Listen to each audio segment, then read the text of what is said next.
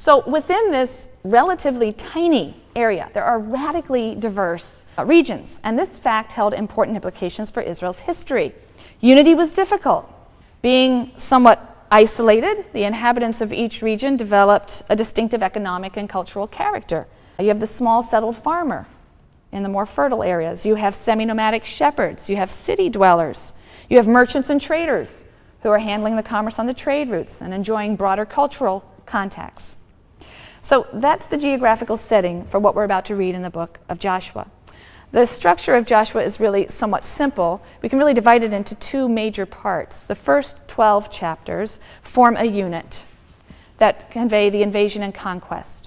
There are certain important elements. In chapter 2, we have Joshua sending out spies to scout out the land. In chapter 3, we have the account of crossing the Jordan River. In chapter 6, we have the Battle of Jericho. The story of the Battle of Jericho is really a composite of two accounts that have been woven together into a single narrative. So in one of them, Joshua's warriors seem to march silently around the city 7 times. In another, the priests carry the ark around the city 13 times. So the scholars think there are 2 different accounts here woven together. Chapter 8 describes a victory at a place called Ai, which is near Jericho.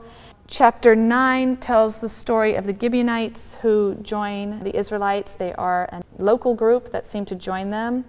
And then 10 and 11 give us 2 further military campaigns. 11, towards the end of 11, we have summary statements. In Joshua 10, verse 40, we read, "So Joshua defeated the whole land, the hill country, and the Negev," that's the desert here to the south, "and the lowland," so you have the hill country, the lowland, and the slopes, "and all their kings. He left no one remaining, but utterly destroyed all that breathed." Chapter 11 goes on to stress that Joshua completed the task that had been begun by Moses. In verse 15, "Just as the Lord had commanded his servant Moses, so Moses had charged Joshua, and so Joshua did. He left nothing undone of all that the Lord had commanded Moses."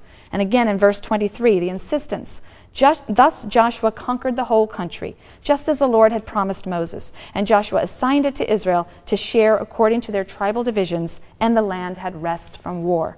So chapters 13 and 21 go on to describe the division of the land among the tribes, and then we have some sort of tidying up at the end. The remaining chapters are appendices. 23 is a farewell address, and 24 is a renewal of the covenant at Shechem, which brings everything to a nice conclusion.